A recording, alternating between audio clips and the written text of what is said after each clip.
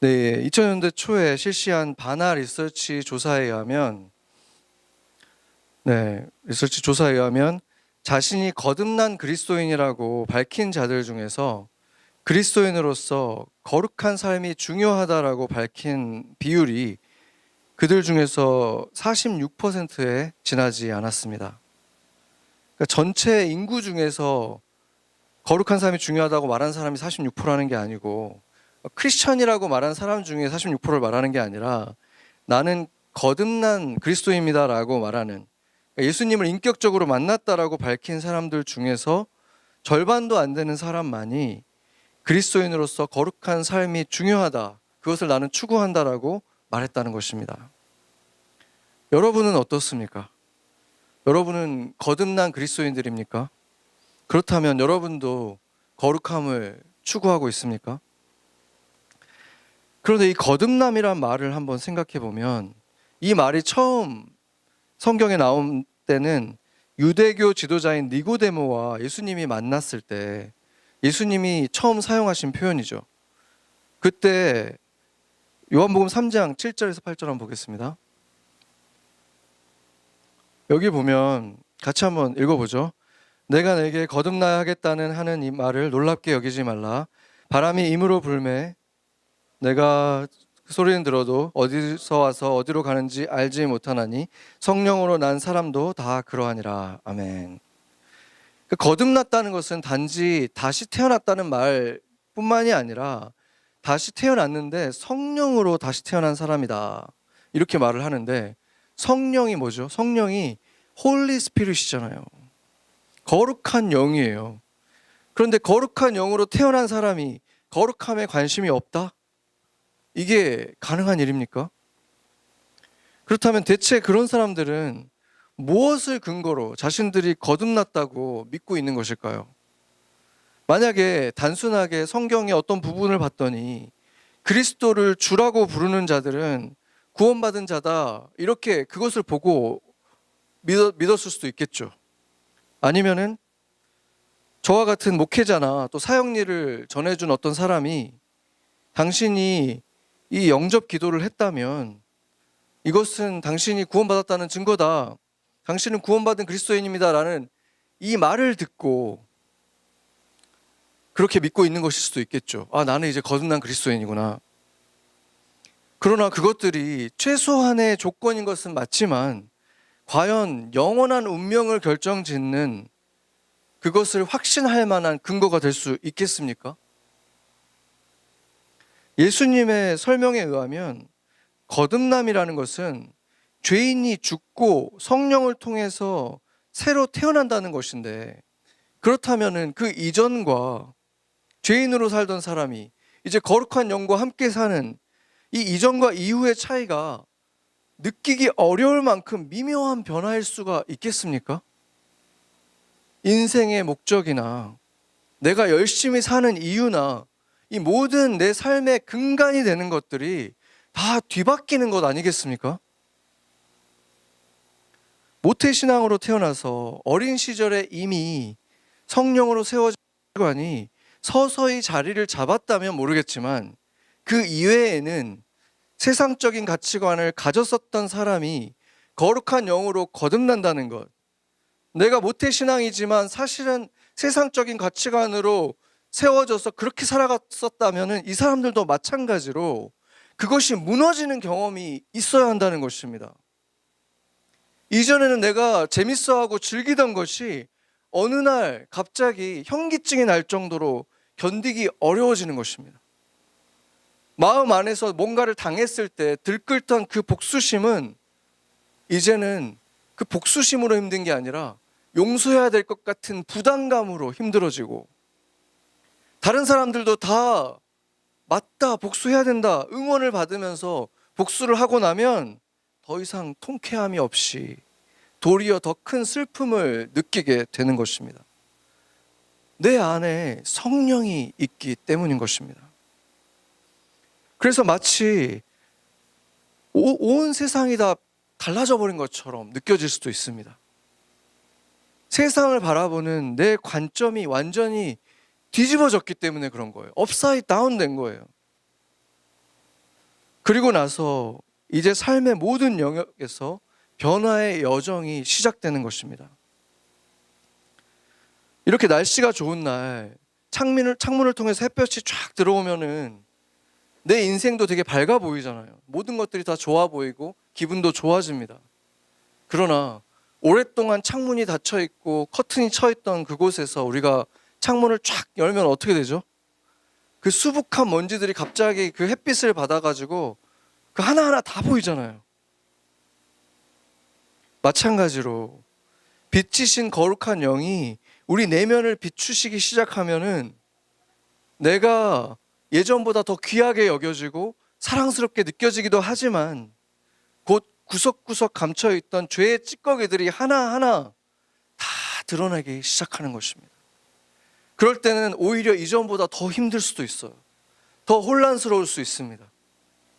그리고 때로는 더 아프고 부끄러움을 느끼기도 합니다. 그렇다고 해서 이제 다시 그 창문을 닫아버리고 커튼을 닫아버려야 되는 것입니까? 그것만큼 내 영에 해로운 일은 없는 것입니다. 이 과정 속에서 가장 필요한 일은 내 주변의 다른 모든 상황들보다 주님께 주의를 집중하는 것입니다. 우리가 흔히 큐티라고 하는 이 시간은 원래는 잠잠히 주님과 단둘이 시간을 보내는 것인데 그래서 콰이어 타임이라고 우리가 부르잖아요. 그런데 우리는 그 시간을 성경을 읽으면서 종교적인 교양을 쌓는 시간, 또는 내가 그것을 하고 나면 뭔가 했다, 종교적 의무를 완수했다 라고 자랑할 만한 어떤 종교적인 행위로 전락해버린 경우가 너무나 많습니다. 기독교 전통에서 성경을 통해서 주님과의 만남을 갖는 이 방식은 가장 오래된 영적 형성, 영성의 그 성숙의 방식 중에 하나였습니다. 그런데 이것을 단지 주어진 본문을 읽고 거기에서 나타나는 하나님의 성품을 발견하고 또는 내가 당장 순종할 수 있는 명령을 찾고 또 내가 지금 기댈 수 있는 하나님의 약속을 발견하는 것으로 그냥 하나의 종교적인 행위화 되어버렸다는 것입니다. 복음주의 교회들이 점점 조직화되어 가면서 이제는 한 해에 몇 명에게 복음을 전했는가, 그래서 몇 명이 영접을 했는가, 몇 명이 세례를 받았는가, 이렇게 통계를 찾는, 마치 회원 하나가 가입을 한 것처럼 이런 식의 성과가 중요해져 버리면서 우리는 그거에 맞추어서 구원과 영생도 팔기 쉬운 패키지로 상품처럼 도식화해버린 것은 아닙니까? 그런데 전도라는 것은 원래는 가족을 한 명 맞아들이는 거잖아요. 자녀를 한 명 입양하는 것과 더 비슷한 거잖아요. 회원이 하나 느는 게 아니라 자식의 숫자로 가정의 가치를 평가할 수 있습니까? 이런 환경 속에서 우리는 누구든지 일단 교회에 한 명을 더 다닐 수 있게 하자, 편하게 교회에 다닐 수 있는 분위기를 만들자, 이런 순진한 생각으로 세상 사람들에게 입맛을 맞추는 경쟁을 시작했습니다. 예수님을 믿지 않고도 부담 없이 참여할 수 있는 문턱이 낮은 예배, 누구나 알아들을 수 있는 쉬운 설교, 그리고 성령이 없이도 쉽게 할 수 있는 큐티의 방법까지 제공해 줬습니다. 그런데 그렇게 세련되고 편리한 것을 계속 추구하다 보니까 이제는 뭐가 뭔지, 서비스가 내가 드리는 건지 받는 건지 헷갈리게 되어버린 것입니다. 세상을 교회로, 구원의 방주로 끌고 들어온 줄 알았는데 어느새 교회인지 세상인지 정체성조차 희미해져 버린 것입니다. 한 가지 선명한 예로 세상은 원래부터 땅에서의 부와 건강, 명예, 성공, 이것을 쫓아 살아가는 거잖아요. 그런데 언젠가부터 교회도 그 목표가 세상과 뭐가 다른지 구별이 되지 않는 거예요. 교회를 다니는 사람들도 똑같은 걸 찾아 살아가니까 구별이 안 되는 것입니다. 한국의 기독교가 한국 경제의 성장기에 동반으로 성장을 하다가 지금 최초로 자녀들이 부모보다 더 가난한 세대가 왔잖아요. MZ세대가 그렇다고 하니까 교회도 동시에 쇠락의 길로 가는 것이 과연 무관한 일이겠습니까? 교회가 인기를 끌며 성장할 때 주된 메시지가 건강과 형통에 대한 약속이고, 우리에게 오는 고난과 시련의 이유는 믿음이 부족해서 이런 단순화된 반쪽짜리 유치한 복음이었다면 무관할 수 없는 것입니다. 그러나 이 생의 자랑과 형통이 도리어 사람을 이 세상에, 이 땅에 붙들어 매는 역할을 하는 것이고, 도리어 가짜 빛들이 다 사라진 어둠 속에서 참된 빛에 대한 그리움이 피어나고, 그 광야에서 비로소 참된 빛을 찾게 된다면 어떻습니까?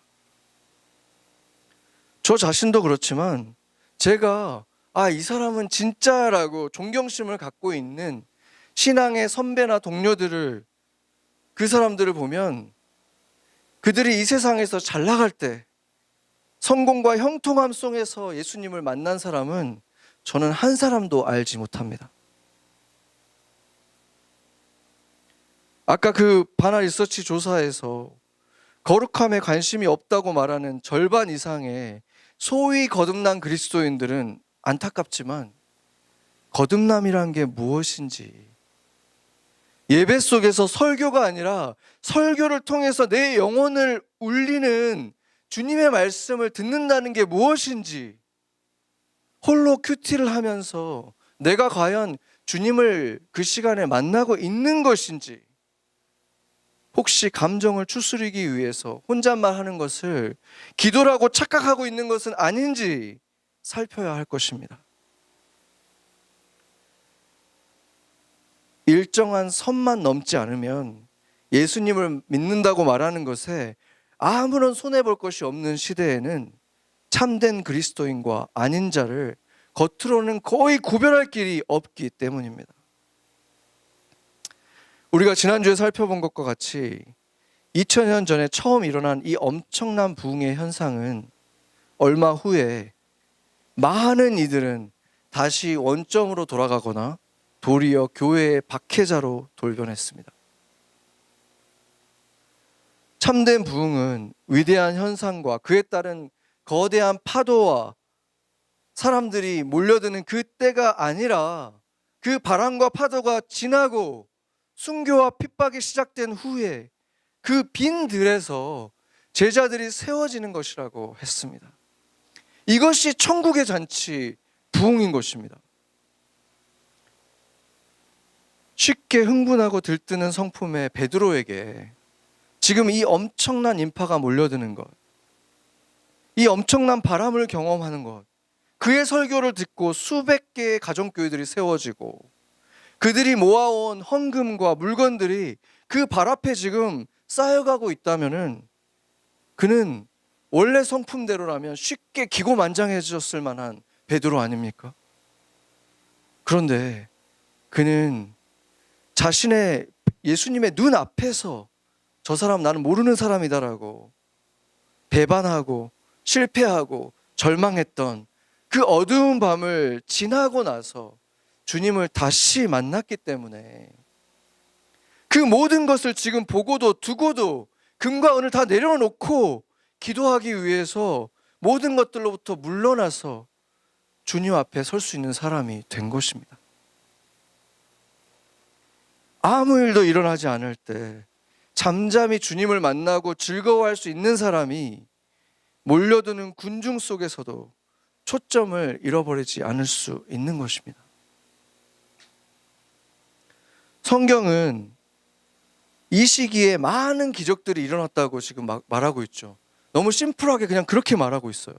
근데 그러다가 갑자기 오늘 본문에 와서 속도를 확 줄이면서 그 많은 기적 중에 하나를 아주 상세하게 기록하고 있습니다. 오늘 기적의 치유를 경험한 이 사람은 날 때부터 다리를 전혀 쓸 수 없었던 천성적인 중증 장애인이었다고 말하고 있습니다. 사람들이 그를 아침에 성전에 들어가는 여러 문 중에서 중앙에 있는 문, 가장 아름다운 황동으로 만들어진 문이 있었는데 미문이라고, 아름다운 문이라고 불렀습니다. 그 문 앞에다가 아침에 내려다 주고 저녁이면 다시 데려간다고 했기 때문에 그는 구걸을 하긴 했지만 노숙자는 아니었습니다. 그리고 그가 지금 거하면서 구걸하는 장소를 보면 성전 중앙에 가장 아름다운 문이라는 것은 예루살렘에서 가장 몫이 좋은 곳에서 오랫동안 구걸을 했던 사람이라는 것을 알 수 있습니다. 그래서 종교 지도자들을 포함한 예루살렘의 모든 사람이 그가 그 앞에 있던 사람이잖아 다 알았다는 거예요. 특이한 것은 이 사람은 온 예루살렘이 지금 들썩거리고 있잖아요. 이 엄청난 부흥의 시기인데도 아무런 동요가 없이 어느 때와 같이 성전 앞에서 그냥 구걸을 하고 있다는 것입니다. 사도행전을 계속 읽다 보면 지금 이게 어느 정도로 베드로가 인기를 얻고 있었냐면 사람들이 그의 그림자에게라도 닿으면 나을까 봐 그랬다는 시기라고 말하거든요. 그런데 아직까지 멀리까지 소문이 가지는 않았더라도 이 사람은 지금 성전 앞에서 생활하는 사람이잖아요. 매일 성전 앞에서 이 사람은 아침부터 저녁까지 있었고 그 성전에서, 광장에서 지금 베드로라는 사람에게 설교를 듣기 위해서 수많은 사람들이 몰려들고 그 인기 스타가 바로 이 베드로인데 이 사람이 지금 눈이 먼 사람도 아니잖아요. 다리만 불편하지 눈과 귀가 다 멀쩡한 사람이에요. 그러면은 이 성전 앞에서 지금 슈퍼스타가 되어 있는 베드로를 보면 알아볼 만도 하잖아요. 조금만 관심이 있으면. 그런데 그 모든 현상에 이 사람은 전혀 관심이 없고 돈이나 더 벌면 좋겠다 이러고 있었다는 것입니다. 그래서 베드로와 눈을 마주치고도 베드로에게도 단지 베드로가 돈을 얼마나 더 줄 것인가 그거에만 관심이 있었다는 거예요. 지금 이 사람의 마음을 가득히 사로잡고 있는 꿈이 뭡니까? 어느 날 인심 좋은 부자가 돈을 진짜 많이 큰 돈을 적선해줘서 그런 운수 좋은 날이 한번 왔으면 좋겠다.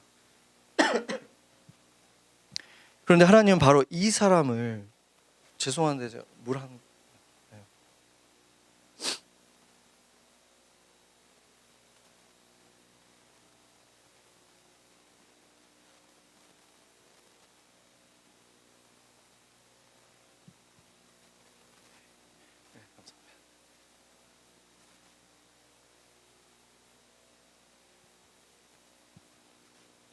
네, 그러니까 지금 이렇게 막 세상이 들썩거릴 정도로 모든 사람들이 주목하고 있는 그때에 이 사람은 베드로에 대해서도 관심이 없고 베드로를 바라보면서도 이 사람이 나한테 돈을 얼마나 줄 사람인가 여기에만 관심이 있었다는 것입니다.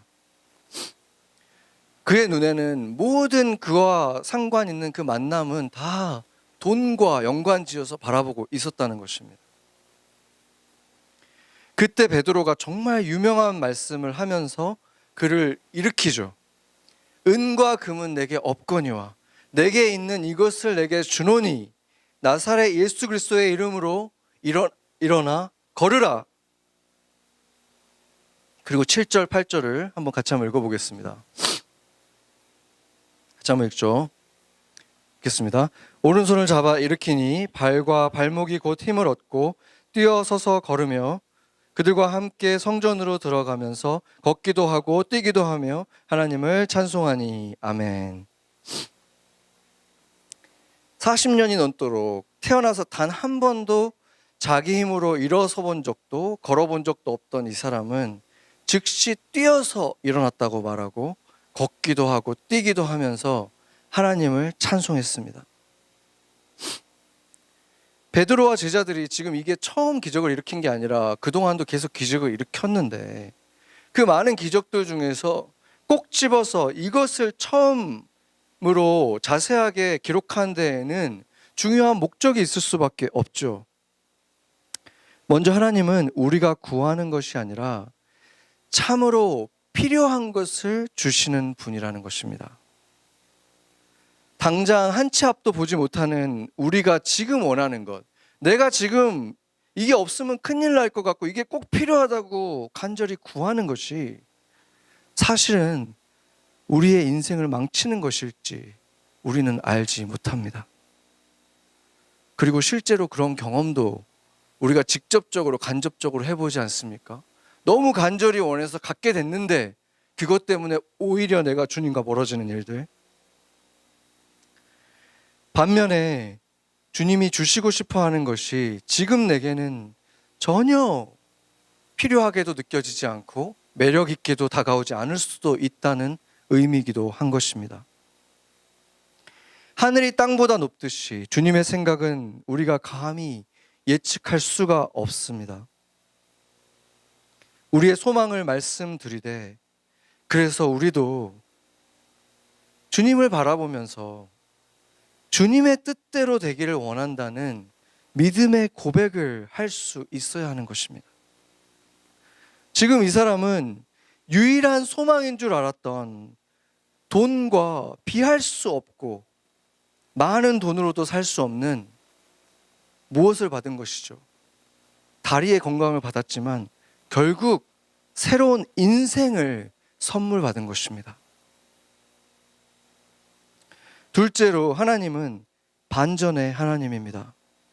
제가 예술대학교를 다닐 때 스토리텔링 시간에 배운 것인데 세상의 어떤 드라마나 영화도 그 스토리 속에 반전이 없다면 말 그대로 전혀 드라마조차 될 수 없다 이렇게 배웠습니다. 왜 그렇게 했습니까? 타락한 세상 속에 살아가는 우리가 결코 칭찬만으로는 바른 사람이 될 수 없는 것과 같은 이유인 것입니다. 만약에 우리 삶에 계속 좋은 일만 일어난다면 우리는 어떠한 감정도 기쁨도 느낄 수 없는 존재가 되는 것입니다. 그래서 하나님도 사랑하는 자녀들의 인생 속에 계속해서 반전을 일으키시고 그것으로 우리를 올바른 길로 이끌어 주시는 것입니다. 오늘 본문의 그날에 세상에 두 발을 가진 대부분의 사람들 중에서 이 사람만큼 단지 걸을 수 있음에 감격하면서 행복했던 사람이 있겠습니까? 누가 자기의 더 멀쩡한 다리를 보면서 걸을 수 있다는 사실에 펄쩍펄쩍 뛰면서 환희하면서 기뻐하겠습니까? 그것으로 주님께 찬양을 하겠습니까? 단지 걸을 수 있다고. 그게 당연하지 않았던 인생을 살았던 사람만이, 인생의 반전을 경험한 사람에게만 주어지는 벅찬 기쁨인 것입니다. 셋째로 하나님은 낮고 비천한 자들의 구원을 통해서 영광을 받으십니다. 요한복음 9장에는 이 사람과 중요한 공통점을 가진 한 사람이 등장을 하는데 이 사람은 지금 천성적으로 걸을 수 없도록 태어난 장애인이었고 그 요한복음 9장의 그 사람은 날 때부터 맹인이었던 사람이었습니다. 그래서 이 두 사람은 천성적인 장애인인데 이 둘에게 보여지는 공통적인 특징이 있습니다. 자신들이 고쳐질 수 있다고 전혀 기대를 하지 않는다는 점이 같았습니다. 오늘 본문에 이 사람과 비슷한 나이에 38년 동안이나 걷지 못하던 다른 병자와의 만남이 또한 예수님과의 만남이 복음서에 기록되어 있는데 그 사람도 지금 이 사람도 40이 넘었다고 했으니까 40년간 지금 못 걸었던 사람이고 마태복음에 이 예수님과의 만났던 이 사람도 38년이나 걷지 못했던 사람인데 그 긴 시간 동안 이 사람은 낳고자 하는 소망을 버리지 못하고 베데스다라고 하는 못 앞에, 그것도 성전 문 근처예요. 그 못 앞에서 38년을 기다리고 있었다는 거예요. 천사가 물을 휘젓고 갈 때 누가 자신을 그 못에 넣어주면 나을 거야. 그 소망을 가지고 38년을 기다렸다는 거예요. 비록 잘못된 것에 소망을 가지고는 있었지만 엄청난 믿음과 의지 아닙니까? 그러니까 이 지금 오늘 나음을 입은 이 사람과 그 38년 동안 못 걸었던 이 사람은 둘 다 성전 근처에 매일 나와 있었다는 것은 똑같잖아요. 그렇죠. 근데 이 두 사람은 엄청난 차이가 나요. 무엇 때문인 것이죠?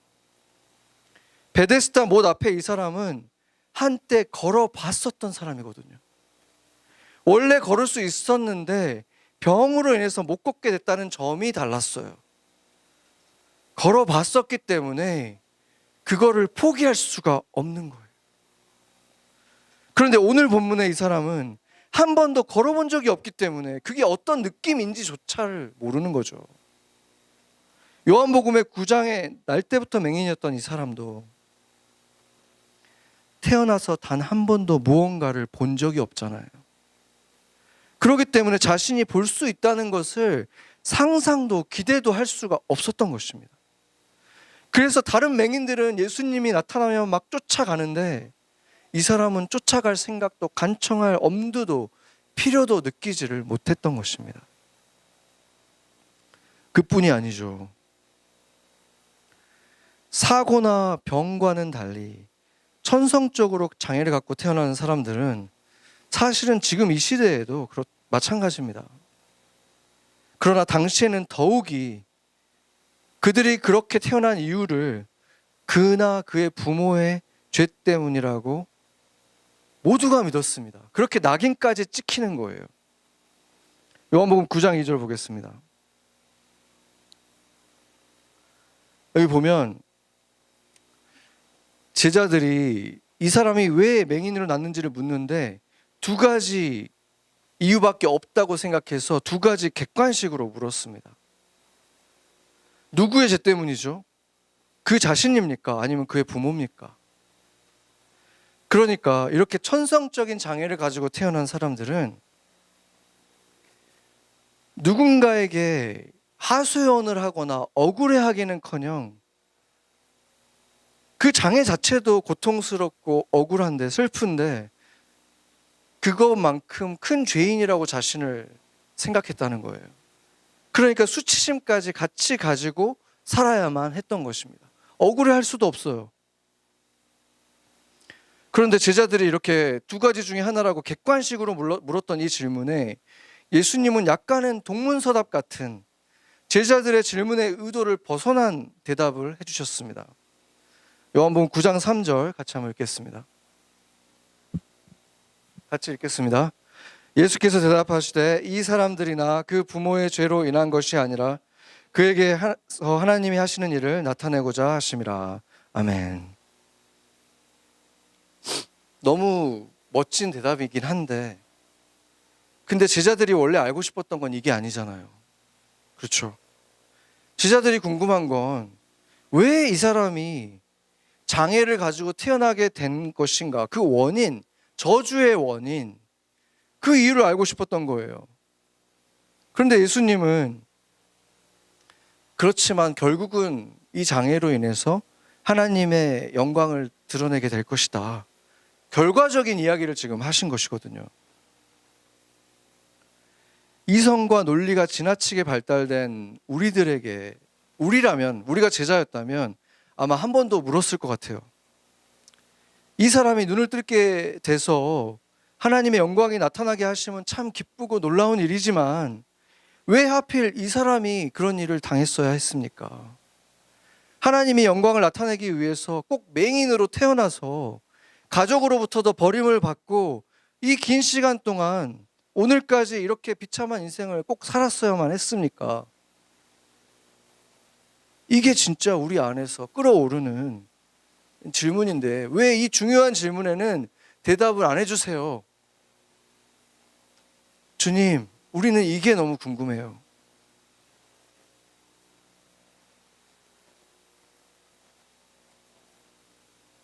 결국 선하게 인도하신다는 건 알겠는데 왜 그 일이 내 삶에 일어났어야 하는지 나는 그게 이해가 안 돼요. 그런 울분 터뜨려 보신 적 혹시 없습니까? 저는 있습니다. 주님의 그 선하신 뜻이 있다는 건 알겠는데 그 미래보다 나는 지금이 너무 힘들어요. 지금 그 문제가 저에게는 너무 무거워요. 왜 저에게 이런 일이 있어야 하고 언제까지 기다려야 합니까? 나는 지금 너무 답답한데 아무런 대답을 해주시지 않는 주님께 울분이 솟구친 적 없습니까?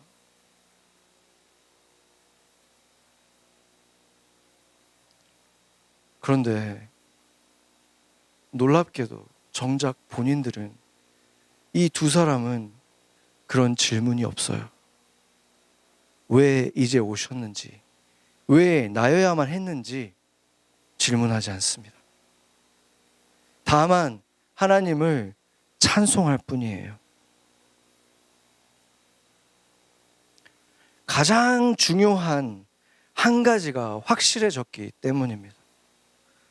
두려워서 질문조차 할 수 없었던, 평생을 괴롭힌 질문에 대한 답이 주어졌기 때문입니다. 그들은 결코 하나님의 저주 속에서 태어났거나 무관심하게 버려진 존재들이 아니라는 것입니다. 하나님이 그들을 사랑한다는 그것이 분명해졌기 때문인 것입니다. 하나님의 뜻을 다 알 수는 없어도 그들은 이제 하나님이 사랑이심의 증거인 존재가 된 거예요.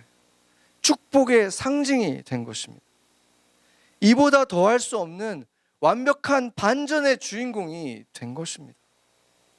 그래서 이 두 사람은 단지 예수님의 이름을 찬양할 뿐이었습니다. 정욕업으로 억만장자가 된 에드워드 베스는 1991년에 애리조나주에 유리로 완전히 밀폐된 엄청난 규모의 바이오스피어라고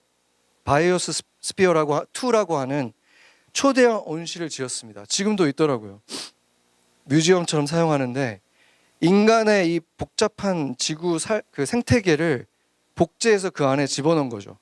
그래서 그것을 하기 위해서 7개국에서 가장 훌륭한 과학자들 8명을 그 안에서 생활하게 하면서, 그 돔 안에 생활하면서 그 온실 안에 산소, 곤충, 어류, 열대우림, 그리고 식량을 재배할 토양, 인공 바다 등 지구의 환경을 완벽하게 에덴 동산처럼 만들었어요. 그래서 모든 게 완벽하다고 느꼈고, 처음에는 그 안에 풀과 나무가 굉장히 빠른 속도로 자랐습니다.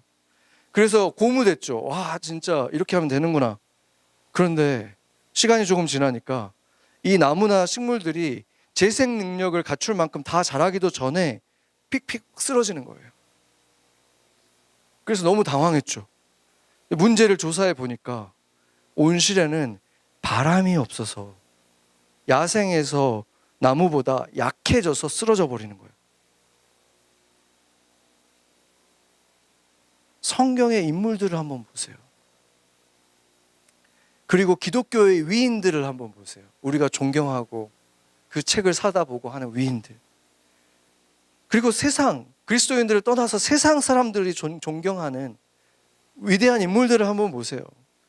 그 모든 사람들의 단 한 가지 공통점을 찾는다면 절대절명의 위기와 모든 것이 끝난 것 같은 고난이 있었다는 것입니다. 그런데도 기독교를 떠나는 가장 큰 이유 중에 하나가 인생에서 맞는 불행과 고통의 문제라는 것이, 이런 사람들이 있었다는 것이 도리어 이해할 수 없는 현상 아닙니까? 성경은 그렇게 가르친 적이 없는데.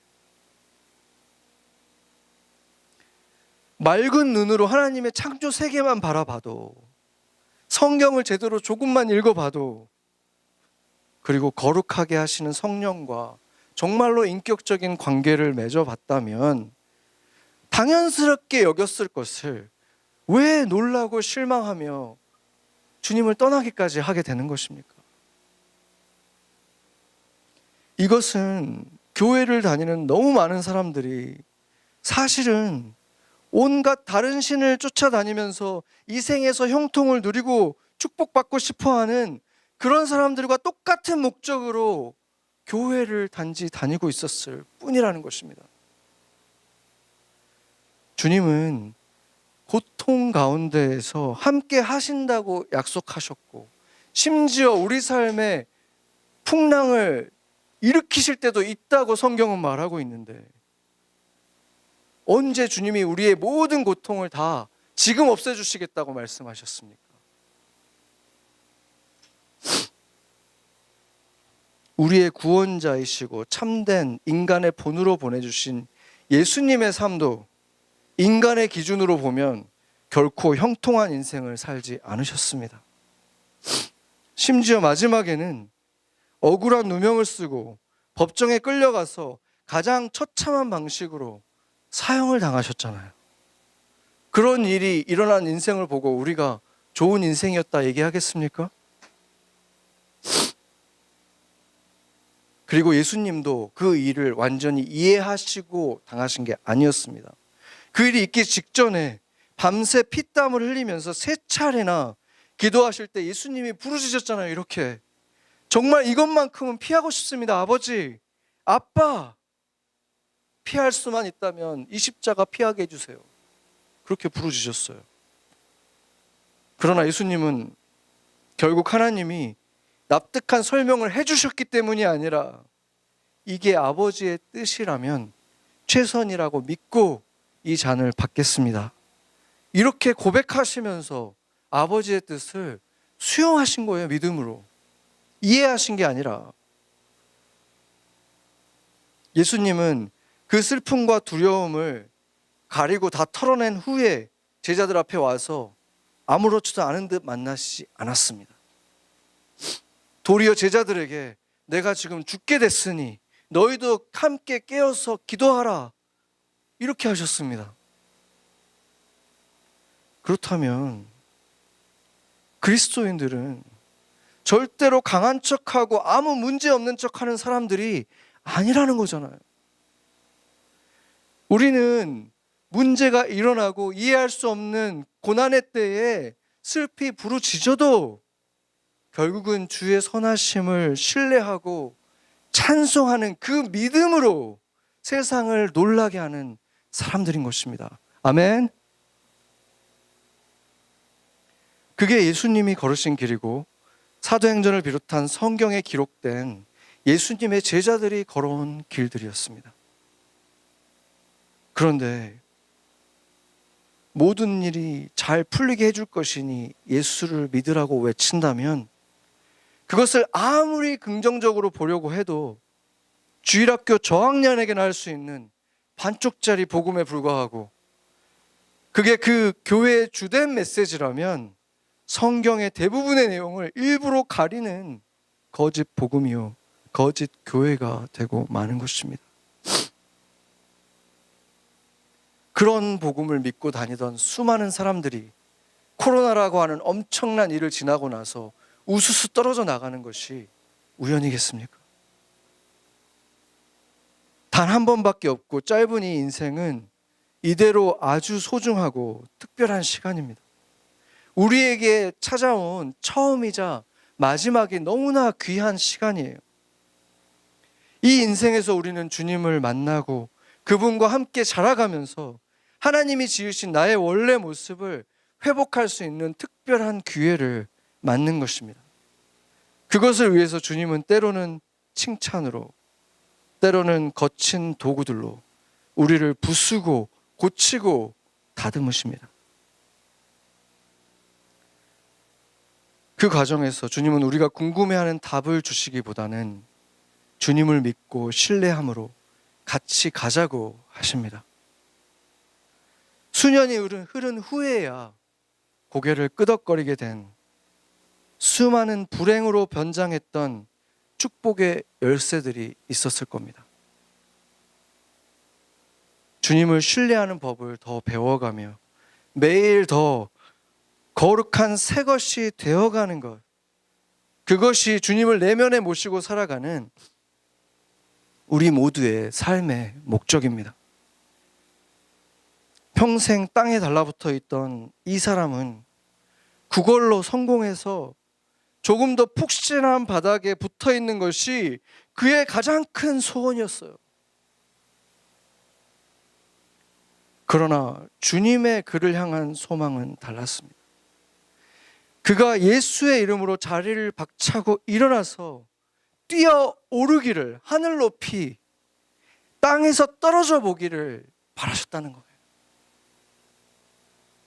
세상에는 그와 같이 조금 더 푹신한 바닥을 깔고 있는 것이 최고라고 믿으면서 땅에 달라붙어서 살아가는 인생들이 너무나 많습니다. 우리 주변에도 얼마나 많습니까? 조금 더 푹신한 방석을 가졌다고 자랑하는 이들. 바로 이 거리에도 주일날인데 아침 일찍부터 연극을 보겠다고 새벽부터 줄 선 사람들이 얼마나 많습니까? 우리는 그들에게 보냄을 받은 사람들이 되어야 합니다. 오래전에 걷고 뛰었던 그 추억을 그리워하는 사람들이 아니라 매일 주님과 만나고 칭찬하실 때는 기뻐하고 찬양하고 어둠의 길을 갈 때는 주님께 더 가까이 달라붙어서 주님을 더 깊이 만나면서 찬양하고, 그렇게 우리는 매일 주님을 만나야 합니다. 우리는 결코 땅에 붙어서는 정착할 수도 만족할 수도 없는 존재가 되었기 때문입니다. 그러나 만약에 그런 소망이 아직 없다면 40년을 성전 그 바로 앞에서 머물렀던 이 사람처럼 교회라는 장소에는 오랫동안 머물러 있었지만 실제로 그 안에 들어가서 그 교회에 속해 본 적이 없고 이 땅에서 사실은 떨어져 뛰어 올라 본 적이 없었던 것일 수도 있지 않겠습니까? 그렇기 때문에 주님에 대해서 뛰어오른 것이 어떤 것인지도 모르고 있는 것이 아닙니까? 우리는 언젠가 주님을 신뢰함으로 뛰어오른 그 두 발이 다시는 바닥에 내려오지 않고 내딛지 않는 날이 온다고 믿으며 오늘도 뛰어오르며 하나님을 찬송하며 살아가는 사람들입니다. 우리가 그런 사람들이라면 주님은 우리에게도 분명히 주목하며 바라볼 사람을 주셨을 것입니다. 땅에서 떨어뜨려 주라고 나사렛 예수 그리스도의 이름으로 일어나 걸으라, 우리가 외쳐줘야 될 사람들, 그리고 손을 잡고 일으켜야 될 그 사람은 여러분에게는 누구입니까? 같이 기도하겠습니다.